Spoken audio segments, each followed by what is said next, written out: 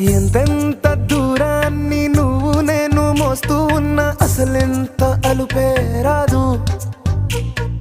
ఎన్నెన్ని తీరాలు నీకు నాకు మధ్యన ఉన్నా కాస్తైనా అట్టే కాదు. నీతో ఉంటే తెలియదు సమయం, నువ్వు లేకుంటే ఎంత న్యాయం. గడియారంలో సెకనుల ముల్లే కంటకి కదిలిందే. నీతో